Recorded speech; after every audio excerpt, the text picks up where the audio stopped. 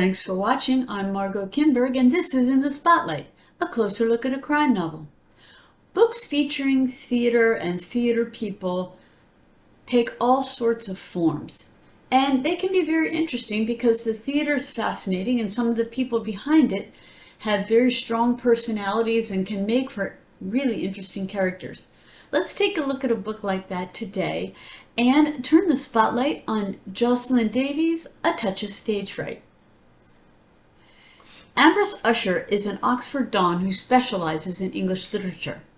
As it happens, he also works for the UK Foreign Office, doing occasional intelligence work.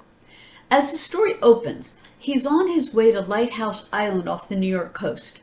It's not specifically stated, but it's easy to infer that he's there to monitor two French citizens who are likely agents themselves and see what they're up to in New York. Officially, though, he's there to take in the summer theater scene and mix with theater people.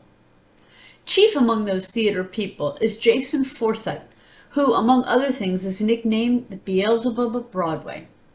He's very much a mover and shaker in the theater world, and everyone knows that his endorsement is a near guarantee of success. Not long after Usher's arrival, Forsythe's house is blown up, with Forsythe inside. Now the question is, who's responsible? As it turns out, just about everyone on the island had a plausible reason, either personal or professional, to want Forsythe out of the way. Usher's met most of the playwrights, actors, and other theater people, as well as the people he's monitoring, so he soon begins to get some ideas about who the killer might be. The police, in the form of Captain Shaughnessy, investigate officially. As it happened, Shaughnessy and Usher have crossed paths before, and Shaughnessy's none too happy to have Usher involved. Still, they do have a certain respect for each other, and each does learn from the other. In the end, Usher's knowledge of literature, plays, and the theater, as well as what he learns from interacting with the other characters, gives him the clues he needs to put the pieces of the puzzle together. So, what are the elements in this novel that hold it together and keep the action moving? What's in there? Well, as I say, there's a strong sense of the theater. Readers who enjoy plays will appreciate this.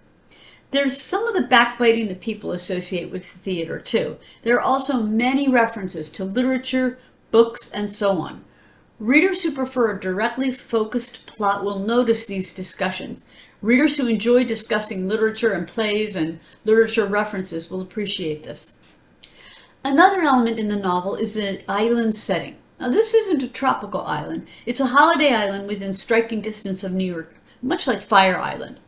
And while the characters are free to come and go, so there's not really the sense of being trapped, still there's a sense of being closed off that's often characteristic of an island setting.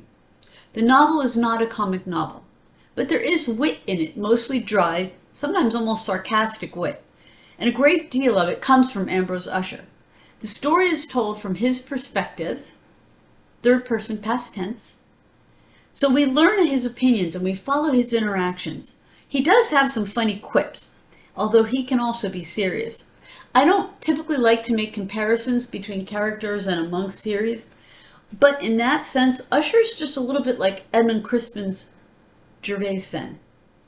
There's also some musing on deeper, more philosophical issues, although it's probably fair to say that the mystery at hand, who killed Jason Forsythe, takes up more of the narrative than those discussions. A Touch of Stage Fright touches on the playwriting and business aspects of theater life. It's the story of what happens when a theater baron is killed and how that impacts the people involved. And it features a theater fan who uses his deep knowledge of plays and other literature to find the answers. This has been In the Spotlight. I'm Margot Kinberg. Thanks for watching.